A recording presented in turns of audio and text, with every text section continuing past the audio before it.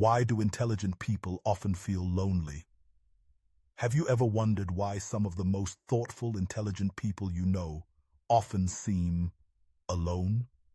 Not just physically alone, but emotionally distant. Like they live on the edge of conversations, always observing, rarely fully engaging. Is it a choice, a flaw, or is there something deeper happening beneath the surface? In this video, we're diving into the rarely talked about reality of intellectual loneliness. And by the end, you might see your own solitude in an entirely different light. Part 1. The burden of depth. For many intelligent people, the mind doesn't rest on the surface. It dives deep. When others are content with simple pleasures or small talk, the intelligent person seeks meaning.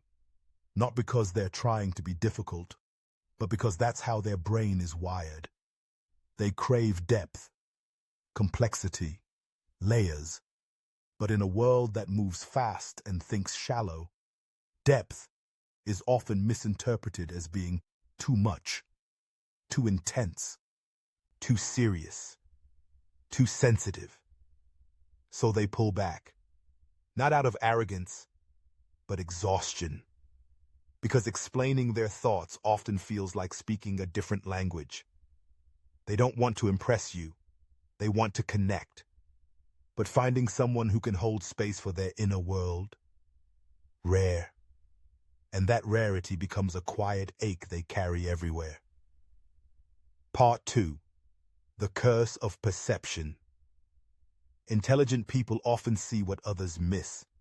They notice patterns, micro-expressions, inconsistencies in people's words and actions. They read between the lines, often too well. This heightened awareness might sound like a superpower, but it comes at a cost. Because the more you notice, the harder it becomes to ignore. You see the performative nature of society, the contradiction between what people say and how they live, and you begin to feel disconnected. While others accept things at face value, you're stuck in a loop of reflection. Not because you want to be, but because your mind won't let you unsee. And that perception isolates you. It's hard to play a game once you've figured out it's rigged. Part 3.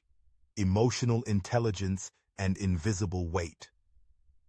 Contrary to stereotype, many intelligent people are also emotionally deep. They don't just analyze data, they feel everything. They sense shifts in energy, tone, presence. They pick up on the pain people hide, the tension behind their smiles, and they carry it, not always by choice but by nature. They absorb emotions like a sponge, and over time, it becomes heavy.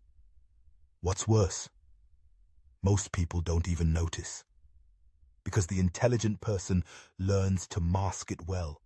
They play the role, they smile, they nod, but inside, they're exhausted, longing for a space where they don't have to translate themselves.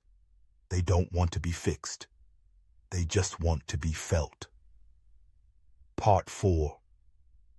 The inherent isolation of awareness. The more aware you are, the more alone you may feel. Awareness separates. It peels back illusions. It strips away the comfort of ignorance. While others bond over trends, gossip, and superficial validation, the intelligent person is left searching for something real. But real is rare, and until they find it, they often choose solitude over shallow connection. Not because they don't want people, but because they'd rather be alone than feel alone in a crowd. This creates a paradox. They crave connection, yet fear the emptiness of forced interaction. They long to be seen, but are rarely truly understood. So they retreat, not out of bitterness, but out of preservation. Part 5. The duality of intelligence. Intelligence is both a gift and a burden. It allows you to think beyond the obvious, to imagine, to create, to challenge norms.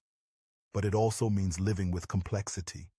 You see multiple perspectives, question everything, and rarely feel certain.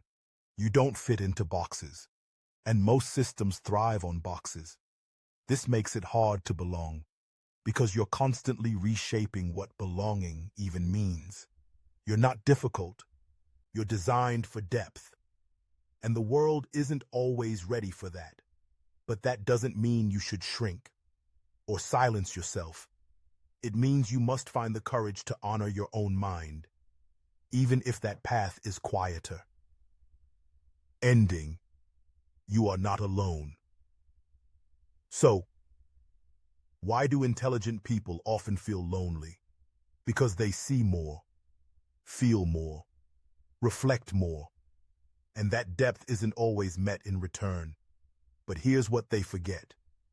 There are others like them, scattered across the world, sitting in rooms, thinking these same thoughts, writing, reflecting, waiting, not for popularity, but for resonance, not for attention, but for authenticity. If that's you, know this: you are not weird. You are not broken. You are simply awake in a world that prefers to sleep. You are not alone.